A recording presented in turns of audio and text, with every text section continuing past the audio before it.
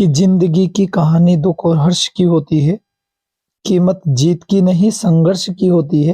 कीमत जीत की नहीं संघर्ष की होती है। कि अक्सर समझदार लोग चुप रहते हैं इस जमाने में। अक्सर समझदार लोग चुप रहते हैं इस जमाने में, क्योंकि उनके बोलने से पहले उनके हौसले बोलते हैं इस जमाने में। क्योंकि उनके बोलने से पहले उनके हौसले बोलते हैं इस जमाने में। इसी के साथ आज हम शुरुआत करते हैं अनिवार्य हिंदी के प्रश्नोत्तरी वाली इस कक्षा में। आज हम पढ़ने जा रहे हैं गद्य खंड में महादेवी वर्मा द्वारा रचित भक्तिन नामक जो रचना है, जो कि एक संस्मरणात्मक रेखा चित्र है। इस पर जितने भी ऑब्जेक्टिव क्वेश्चन बन सकते हैं उन प्रश्नों पर हम चर्चा कर रहे हैं। और देखिए कि बूंद बूंद से गड़ा भरे, यदि आपने वास्तव में एक एक प्रश्न को अच्छे से समझा तो आपकी जिंदगी बन जाएगी। और आपने मजाक में लिया तो आप ये समझ लीजिए उस लक्ष्य को नहीं पा सकते जो लक्ष्य आप पाना चाहते हैं, क्योंकि लक्ष्य वही पा सकता है जिसकी निगाहें बाज की तरह अपने लक्ष्य पर टिकी हो। तो शुरुआत करते हैं। महादेवी, यदि आपने अभी तक भी चैनल को सब्सक्राइब नहीं किया है तो चैनल को सब्सक्राइब कीजिए, ताकि हम हमारे द्वारा डाली गई हिंदी साहित्य की समस्त कक्षाएं, अनिवार्य हिंदी की समस्त कक्षाएं आपको अवेलेबल हो सकें। इसी के साथ साथ हमारे चैनल पर BSTC की हिंदी बिल्कुल फ्री पढ़ाई जाती है। यदि आप इसका फायदा लेना चाहें तो हमारे चैनल को सब्सक्राइब करें। हम आगे बढ़ते हैं, पहले प्रश्न की ओर चलते हैं। महादेवी वर्मा द्वारा रचित, किसके द्वारा रचित? महादेवी वर्मा द्वारा भक्तिन जो रचना है किस विधा में रचित है? अब आधे लोगों को ये पता नहीं है। आधे लोग करेंगे निबंध है लेकिन नहीं है, उपन्यास है लेकिन नहीं है, कहानी है लेकिन नहीं है। अब ये तीनों नहीं है तो उत्तर आ जाएगा संस्मरणात्मक रेखा चित्र। क्या उत्तर होगा? संस्मरणात्मक और रेखा चित्र। मैं कह रहा हूं ना आपसे कि किसका खून नहीं खोलेगा सुन पढ़कर अखबारों में, किसका खून नहीं खोलेगा सुन पढ़कर अखबारों में, चूहों सिंगों की गर्दन कटवा दी चूहों के दरबारों में। यदि अभी भी वक्त है, आपने वक्त का जो है वक्त को सही रूप से काम में नहीं लिया तो आपको बाद में बहुत पछताना पड़ेगा। चलते हैं आगे। तो मैं कहता हूं ना कि ये प्यार मोहब्बत ये आशिकी, ये प्यार मोहब्बत ये आशिकी सब धोखा है। पढ़ ले मेरे दोस्त पढ़ ले, अभी भी पढ़ने का मौका है, क्योंकि मात्र 2 महीने हैं, ब्लूप्रिंट आने वाली है और इस पर मैं एक कक्षा भी बना दूंगा। और ऑब्जेक्टिव क्वेश्चन इतना महत्व रखते हैं, क्यों महत्व रखते हैं? क्योंकि ज्यादा नंबर हमें ये दिलाएंगे, छोटे छोटे प्रश्न से ही ज्यादा नंबर आते हैं। अगले प्रश्न की ओर बढ़ते हैं। महादेवी वर्मा का जन्म, महादेवी वर्मा का जन्म कब हुआ था? तो देखिए 1905 को नहीं हुआ, 1906 को नहीं हुआ, 1908 में नहीं हुआ, तो कब हुआ? 1907 में। महादेवी वर्मा छायावाद की शक्ति भी कहते हैं। क्या कहते हैं? छायावाद की शक्ति। भक्तिन का नामकरण किया महादेवी ने किया, पंडित ने किया, घर वालों ने किया, माँ ने किया?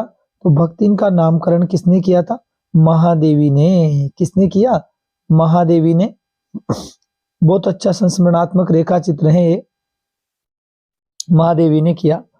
भक्तिन का असली नाम क्या था? तो जो भक्तिन थी ना, उसका असली नाम क्या था?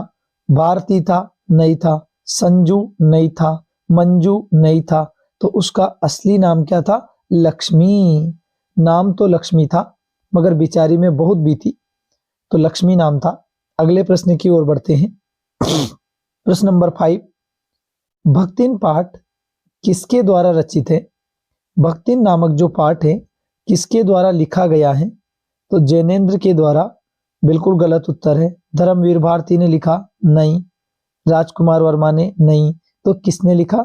महादेवी वर्मा ने। किसने लिखा? महादेवी वर्मा ने। शाबाश, बहुत बेस्ट उत्तर है, महादेवी वर्मा। कुछ चीजें ऐसी होती है जिनको हम मजाक में ले लेते हैं और वही पेपर में आ जाती है। आगे देखते हैं। भक्तिन कहाँ की रहने वाली थी? अब ये कितना शानदार प्रश्न है। झांसी की नहीं, रतनगढ़ की नहीं, हांसी की नहीं, तो कहाँ की थी? जूसी की। किस गांव की थी? जूसी की। मजाक में न लें, क्योंकि यही वो प्रश्न है जो हमें नंबर दिलाएंगे और हम अन्य लोगों से आगे निकल जाएंगे। लोगों की भीड़ से जो आगे निकल जाए वही वास्तव में टैलेंटेड बंदा होता है, और हमें भीड़ को ही क्रॉस करना है। यदि आप उस भीड़ को क्रॉस नहीं कर पाए तो ये समझ लीजिए आपका पढ़ना किस काम का, बिल्कुल किसी काम का नहीं। भक्तिन का गोना किस आयु में हुआ था? गोना कहते हैं ना शादी के बाद। जाती हो बेटी, मतलब सुखी रहना। पिता बेटी को विदाई देता है कि जाओ, अब तुम्हारा घर संसार पति का ही घर संसार है, उसे हमेशा के लिए विदा किया जाता है। हाँ, बाद में आती तो है, लेकिन गोना एक प्रथा या रस्म होती है जो शादी के पश्चात की जाती है। तो भक्तिन का गोना किस आयु में हुआ था? तो 6 वर्ष में। नहीं नहीं नहीं नहीं, गलत बात है। 7 वर्ष में। नहीं नहीं नहीं नहीं, 9 वर्ष में। 11 वर्ष में। तो 11 में भी नहीं हुआ था। कितना वर्ष में हुए? 9 वर्ष में। तो आपका उत्तर हो जाएगा 9 वर्ष। क्या उत्तर हो जाएगा? 9 वर्ष। अगले प्रश्न की ओर बढ़ते हैं। प्रश्न नंबर 8, भक्तिन की कहानी कैसी है? क्या सुखदाई है? क्या नहीं है भाई साहब, बहुत बुरी है। अधूरी है? नहीं। पूरी है? नहीं। तो है क्या? दुखद। कौन सी कहानी है? दुखद। कौन समझेगा दर्द भला मेरा इस जमाने में? कौन समझेगा दर्द मेरा भला इस जमाने में? लोगों को यह दिखाई ज्यादा देता है और सुनाई कम देता है। चलते हैं आगे, क्योंकि लोग तो केवल तमाशा देखने के धनी हैं। साथ तो वही देते हैं जो अपने होते हैं, और जिन्होंने अपनों को अपना बना लिया, उन्हें गैरों की कहाँ जरूरत। तो भाई साहब, ये आपका अपना सब्जेक्ट है, इसे अपना बनाइए, यही आपको नंबर दिलाएगा। प्रश्न नंबर 9 की ओर चलते हैं। सेवक धर्म में हनुमान जी से स्पर्धा कौन करती थी? शबरी? नहीं। लेखिका? नहीं। माँ देवी? नहीं। तो कौन करती थी? भक्ति। नाम भी कितना शानदार रखा माँ देवी ने, क्या रख दिया? भक्ति। प्रश्न नंबर 10 पे चलते हैं। खोटे सिक्कों की टकसाल कहा गया है? जेठानी को? नहीं। माता को? नहीं। विमाता को? नहीं। तो किसको कहा गया? भक्तिन को। किसको कहा गया? भक्तिन को। चलें आगे, प्रश्न नंबर 11 की ओर चलते हैं। भक्तिन लाट साहब तक से लड़ने को तैयार थी। क्योंकि आखिर क्यों तैयार थी? वह जमीन लेना चाहती थी? गलत बात है, इसके लिए नहीं। वह मालकिन के साथ जेल जाना चाहती थी? बिल्कुल सही है, क्योंकि वो मालकिन के साथ कहाँ जाना चाहती थी? जेल। वह जेठानी से बदला लेना चाहती थी? नहीं। वह अपनी बेटियों को हक दिलाना चाहती थी? नहीं। ये सब गलत बात है, इसका उत्तर आ जाएगा वह मालकिन के साथ कहाँ जाना चाहती थी? जेल। प्रश्न नंबर 12, भक्तिन पाठ के आधार पर पंचायतों की क्या तस्वीर उभरती है? पंचायतों की क्या तस्वीर उभरती है? तो वे पंचायतें गूंगी, बिल्कुल सही बात है, लाचार और अयोग्य हैं, क्योंकि उसके साथ न्याय नहीं होता। बेचारी उस लड़की को न्याय नहीं मिलता, भक्तिन की लड़की को न्याय नहीं दिया जाता। कुछ लोग अपने स्वार्थ को सिद्ध करने के लिए उसको अन्याय के साँचे में डाल देते हैं। वे सही न्याय नहीं कर पाती, गलत। वे दूध का दूध और पानी का पानी करती नहीं, वे अपने स्वार्थों को नहीं, गलत। तो आ जाएगा पंचायतें गूंगी दिखाई देती हैं, लाचार और अयोग्य दिखाई देती है, क्योंकि जो सत्य होता है उसे स्वीकार नहीं किया जाता, बल्कि झूठ का साथ दिया जाता है। और इस जमाने में हो भी यही रहा है, लोग झूठ को ज्यादा महत्व देते हैं और सच को कम देते हैं। देखिएगा, प्रश्न नंबर 13 की ओर बढ़ते हैं। प्रश्न नंबर 13 बहुत ही शानदार प्रश्न है। लिखा रहा है, भक्तिन में कौन सा भाव प्रबल था? कौन सा भाव प्रबल था? कितना शानदार प्रश्न है। कौन सा भाव? कहते ना कि जो भरा नहीं है भावों से, जिसमें बहती रसधार नहीं, वो हृदय नहीं, वो पत्थर है, जिसमें स्वदेश का प्यार नहीं। तो कौन सा भाव अधिकतर भरा हुआ था? उत्तर की ओर चलते हैं। वीरता का भाव, तो गलत बात है। घृणा का भाव, गलत बात है। ईर्ष्या का भाव, गलत बात है। वो काय का भाव था? स्वाभिमान का भाव। काय का भाव भरा था? स्वाभिमान का भाव। उत्तर हो जाएगा बी। अगले प्रश्न की ओर बढ़ते हैं। प्रश्न नंबर 14, महादेवी ने लक्ष्मीन को भक्तिन कहना क्यों आरंभ कर दिया? महादेवी ने जो लक्ष्मीन थी उसे भक्तिन कहना क्यों आरंभ कर दिया? उसके व्यवहार को देखकर नहीं, उसके वैराग्यपूर्ण जीवन को देखकर नहीं, उसकी शांत मुद्रा को देखकर नहीं, तो उसके गले में कंठी माला देखकर। बिल्कुल राइट आंसर। इसका उत्तर हो जाएगा सी। प्रश्न नंबर 15, भक्तिन किसके लिए लड़ती रही? किसके लिए लड़ती रही? तो भाई साहब इसका उत्तर आ जाएगा, वह अपने अस्तित्व के लिए नहीं, अपने पति के जीवन के लिए नहीं, महादेवी के लिए नहीं, वो किसके लिए लड़ाई लड़ रही थी? अपनी बेटियों के हक के लिए। किसके लिए? इसका आंसर आ जाएगा डी, अपनी बेटियों के हक के लिए। और इंसान वही है जो अपने हक को छीन कर भी पाले, वही इंसान है और कोई नहीं। भक्तिन किसके समान अपनी मालकिन के साथ लगी रहती थी? भक्तिन किसके समान अपनी मालकिन के साथ लगी रहती थी? तो धूप के समान नहीं, वायु के समान नहीं, पालतू पशु के समान नहीं, किसके समान? छाया के समान। छाया के समान, ठीक है, किसके समान? छाया के समान। वो लगातार उनके साथ रहती थी। प्रश्न नंबर 17 की ओर बढ़ते हैं। भक्तिन का विवाह किस गांव में हुआ था? बहुत शानदार प्रश्न है भाई साहब। बहुत सारों के तो जो इस पे निगाह ही नहीं पड़ेगी और समझ में ही नहीं आएगा कहना क्या चाह रहे हैं, लेकिन जो दिखता है वो होता नहीं, जो होता है वो दिखता नहीं है, जो आप सोच रहे हो वो आएगा नहीं, जो आएगा वो आपको समझ में नहीं आएगा। ये बिल्कुल सही है, क्योंकि हम जिसके पीछे पढ़ते हैं वो मिलता नहीं, और जो मिलता है उसके पीछे हम पढ़ते नहीं है। तो देखिए, कंडिया नहीं, कंडिया हंडिया नहीं है भाई साहब, नहीं सॉरी हंडिया है। भक्तिन का विवाह किस गांव में हुआ? तो हंडिया में। कहाँ हुआ था? हंडिया में। अब यहाँ देखिए उसने कितना बेवकूफ बनाने का प्रयास किया। कंडिया, कंडिया में तो नहीं हुआ।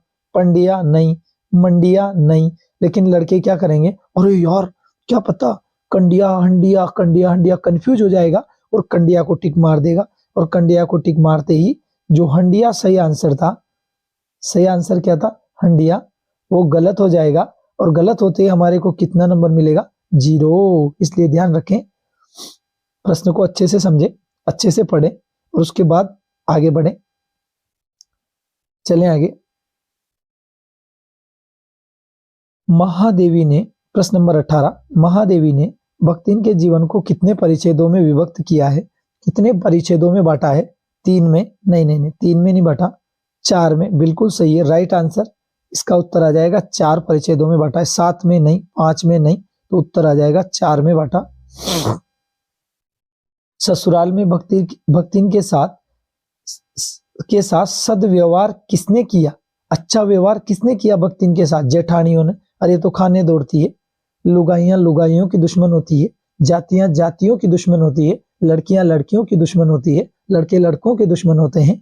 तो कहने का मतलब है किसने सदव्यवहार किया? जिठानियों ने। नहीं, सास ने नहीं, सास वास तो भूल ही जाओ भाई साहब, आजकल तो लड़ाई सासू बहू के चलती है, तो ये गलत हो गया। ससुर ने, नहीं, तो आखिर किसने साथ दिया? पति ने। कहते हैं ना कि पति भी अगर अच्छा मिल जाए तो लाइफ बन जाती है, और बुरा मिल जाए तो लाइफ खराब हो जाती है। तो उसका जो साथ निभाया, अच्छा व्यवहार जो किया पति ने किया, लेकिन बेचारा मर गया था, इसलिए जो भक्तिन है उसे इतनी मुसीबतों का सामना करना पड़ा। अगला प्रश्न देखते हैं। हमारा जो समाज है विधवा के साथ कैसा व्यवहार करता है? भाई साहब आज तो आप अच्छी तरह जानते हैं कि विधवा का जीवन बिताना इस समाज में बहुत दुख की बात है। क्यों? क्योंकि हर कोई उसे ताना मारता है, हर कोई उसे गलत नजर से देखता है, और ये जमाना बहुत खराब है, सबसे घटिया जमाना है कि देखें ना कि जमाने के रंग हैं बहुत बेकार। तो अगला प्रश्न इसके उत्तरों की ओर चलते हैं। कैसा व्यवहार करता है? स्नेहपूर्ण, बिल्कुल गलत बात है, स्नेहपूर्ण तो करता ही नहीं है। सहानुभूतिपूर्ण नहीं, सम्मानपूर्ण नहीं, और कैसा करता है? असम्मानपूर्ण। कैसा करता है? असम्मानपूर्ण। आप जिसे क्रूरतापूर्ण भी कह सकते हैं, क्रूरतापूर्ण बिल्कुल सही है। क्यों? क्योंकि वो सब उसे गलत नजर से, बुरी नजर से देखते हैं। तो दोस्तों मैंने आज की कक्षा में आपको उन प्रश्नों से अवगत कराया है जो वास्तव में मैंने खुद की मेहनत से, मैं किसी की चीटिंगबाजी से नहीं, मैंने किताबों को साथ लिया, किताबें रख करके किताबों में से चुन चुन के प्रश्न बनाए और इसके साथ साथ जितने भी प्रश्न आ सकते हैं मैंने वो सब आपके लिए ही बनाए। और देखिए इस बार जो है बहुत बड़ा चेंज है बोर्ड की तरफ से, क्योंकि इस बार आपको ऑब्जेक्टिव प्रश्न ज्यादा देखने को मिलेंगे और जिस लड़के के जितने ज्यादा ऑब्जेक्टिव प्रश्न सही होंगे वो इतना ही जल्दी जो है ज्यादा नंबरों को प्राप्त कर सकेगा। तो धन्यवाद, मिलते हैं अगली कक्षा में। मेरा प्रयास हमेशा रहेगा साथ तुम्हें निभाना है, मेरा प्रयास हमेशा रहेगा साथ तुम्हें निभाना है। हम दर्द बन करके मेरे दोस्तों, हम दर्द बन करके मेरे दोस्तों, मेरा हाथ थाम करके मुझे आपको निभाना है। तो धन्यवाद, मिलते हैं अगली कक्षा में।